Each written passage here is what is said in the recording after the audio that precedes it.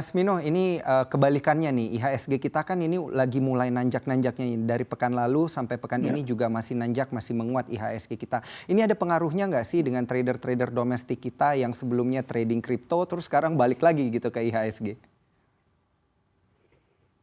Ya, mungkin itu ada ya, ada pengaruhnya. Tapi memang ini semua tidak terlepas dari beberapa sentimen tadi ya yang cukup positif Mhm. gitu. Tapi mungkin ya kondisi itu ada sedikit pengaruh ke market kita. Dalam artian ketika para trader yang tadinya trading di kripto, kemudian mereka kembali masuk ke market kita, ini tentunya menjadi daya dorong buat indeks kita juga gitu. Mhm.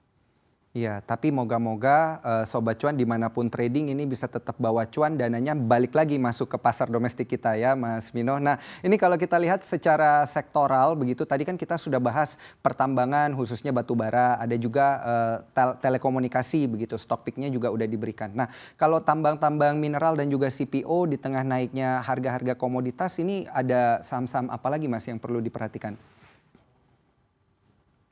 Ya, kalau untuk tambang mineral kita juga sebenarnya masih cukup positif ya. Misalnya kayak Mhm. Inco, kemudian Antam, MDKA, kita tahu kan harga komoditas tadi selain batubara juga kembali naik. Itu kita juga semuanya rekomendasikan buy ya.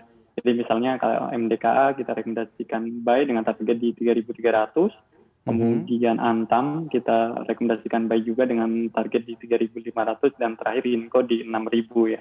Rekomendasinya kita juga buy karena kita melihat bahwa harga rata-rata untuk komoditas nikel mungkin akan lebih baik di tahun ini dan ke depan dalam jangka panjang komoditas nikel ini akan sangat terpengaruh positif ya dengan perkembangan mobil listrik di tingkat global maupun di kita gitu.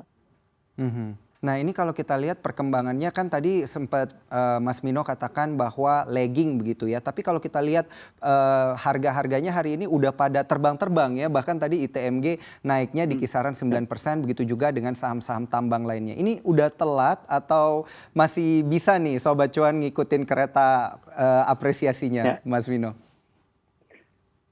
Saya pikir dengan harga batu bara yang udah hampir menyentuh level all time high sebelumnya ya di 130 US dollar per ton. Ini saya pikir kenaikan harga batu bara yang cukup signifikan hari ini belum benar-benar mencerminkan fundamentalnya gitu Mas. Jadi saya pikir ini masih ada cukup ruang ya. Walaupun mungkin dalam jangka pendek ada sedikit koreksinya, tapi kalau menurut saya ini baru mulailah boleh dibilang karena Mhm. harga saham batubara ini kan cukup ketinggalan ya. Dan kalau boleh saya sebutkan juga beberapa saham yang misalnya kayak ITMG itu kita Mhm. targetnya juga untuk akhir tahun masih cukup jauh ya di 20.600.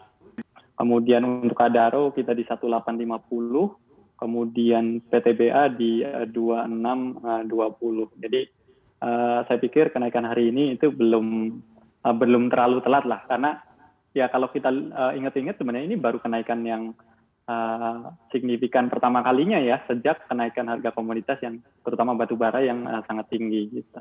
Mas Mino, kalau kita lihat saham-saham lainnya, ada kemarin kan yang naik tinggi-tinggi itu adalah saham-saham Bank Mini begitu, yang kemudian naiknya cukup Hmm. signifikan. Di bulan Juni akan seperti apa nih pergerakannya? Nah ini yang terkait dengan Bank Mini kan, ini kan isunya sebenarnya berulang dari beberapa bulan yang lalu ya terkait dengan bank Mhm. digital karena kemarin kan ada bank yang memperoleh izin untuk bank digital kemudian harga sahamnya kembali bergerak naik. Tapi kalau kita lihat valuasinya sebenarnya kalau misalnya kita lihat price to book value-nya itu sebenarnya bank-bank kecil ini relatif udah sangat mahal gitu Mas. Jadi kalau menurut saya ini udah cukup riskan ya untuk teman-teman yang masih mungkin berminat untuk masuk ke saham terkait dengan bank digital tersebut gitu. Baik, Mas Mino, ada satu pertanyaan terakhir singkat saja. Ini kan akan ada, dikatakan akan ada Ya. IPO Jumbo di bulan Juni ini, yaitu dari Ya. Archie Indonesia. Kurang lebih dana yang akan diserap ada di kisaran 3 triliun rupiah. Ini potensinya nanti di bulan Juni ini seperti apa? Apakah bagus begitu untuk diburu para sobat cuan kita? Ya, dengan angka yang cukup besar ya, 3 triliun harusnya saham yang di saham yang di IPO kan juga mungkin jumlahnya cukup besar. Nah, Kalau menurut pengamatan saya, kalau misalnya ada saham yang IPO, kemudian jumlah saham yang ditawarkan cukup besar, misalnya lebih dari 40% atau uh, uh, mendekati itu ya, ini biasanya untuk trading mungkin tidak terlalu menarik gitu. Tapi tentunya kalau untuk teman-teman yang mau invest, mau untuk jangka panjang, bisa perhatikan kira-kira ini prospek arti kedepannya itu seperti apa gitu. Jadi mungkin itu aja. Jadi tentukan dulu tujuannya untuk trading atau untuk invest gitu. Baik, terima kasih banyak analis dari Indo Premier Sekuritas Mino atas waktunya berbincang dalam program Invest Time CNBC Indonesia. Sehat dan sukses selalu untuk Anda.